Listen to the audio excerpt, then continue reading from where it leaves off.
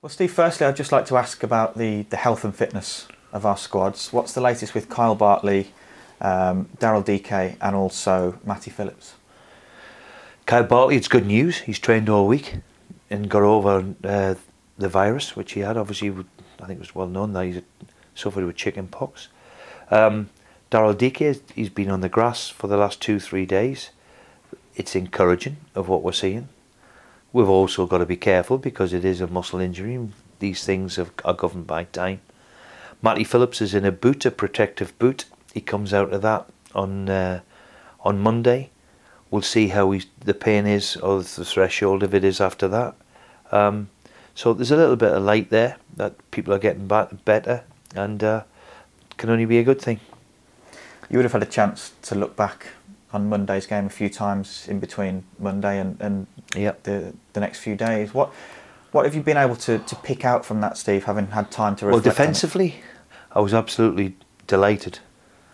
I was delighted with us, the way we went about our work. I couldn't fault their effort and their endeavour. We beat them in every department in running statistics. So all of that stuff pleased me.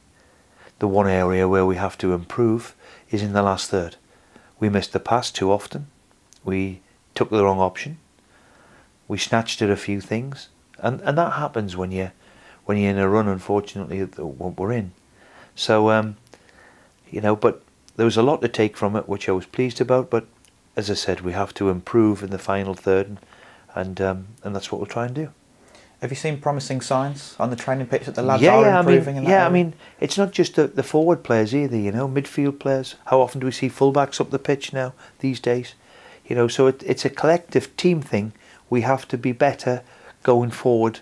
You know, midfield players have got to make themselves accountable too. Can they score a goal? You know, so it's the whole situation there where we have to improve, and I'm quietly confident we'll do that. You touched on maybe changing the style a little bit and changing our formation. Does it work? Does it not work? Have you seen signs on the training pitch this week that you can change? I changed it instantly because I thought 4-3-3 might obviously suit us of the players we've got. I think it's vitally important that you can change, and I said that to the players yesterday. You know, we've worked on something for a couple of weeks now. It was very difficult to assess Sheffield United because we're down to 10 men. But again, the same problems of probably what we had with 4-3-3 is maybe what's gone on before me too.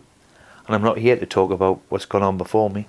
Mine is now, how do we, with what we've got, how do we get the best out of the players, and what system suits us where we can go and make a fist of getting out of the Championship? And that's all I'm concerned about.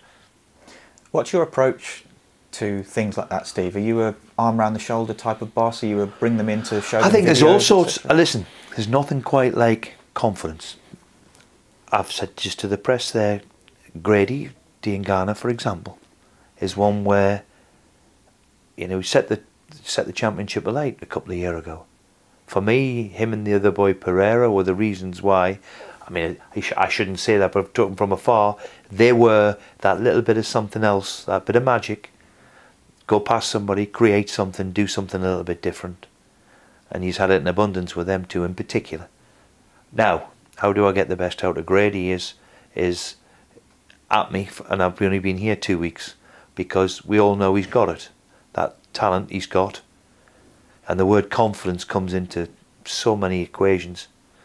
I've got to try and blow a little bit of confidence into him and get him to where he was a couple of years ago, because if I do, then he'll automatically solve all our problems because of his ability. Luton on Saturday, they were in terrific form up until they came up against your former club Birmingham on Saturday. They lost there 3-0, but what type of test are you expecting from them? Well, I was at the game, and if somebody had told me after half an hour this is going to end up 3-0 Birmingham, I'd have said no chance.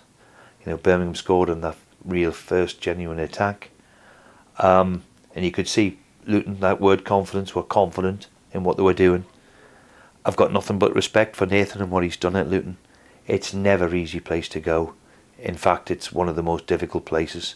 It's a bit of a throwback, if you like, and we'll have to be at our best to go and get something.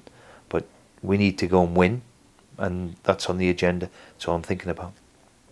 Just finally, Steve, it's another sold-out away end for Wow. our travelling fans down at Luton on Saturday. How crucial could it be to turn our away form around in terms of our promotion push? Well, we have to. If we're gonna be where we're gonna have to be, then we're gonna have to improve away from home in terms of results. And the supporters are doing their bit. They come in their thousands, and we sell out everywhere we go, which is a remarkable, the remarkable loyalty from a great set of support. We've got to give them something to shout about, and enjoy their trip back home, and that's what we'll try and achieve.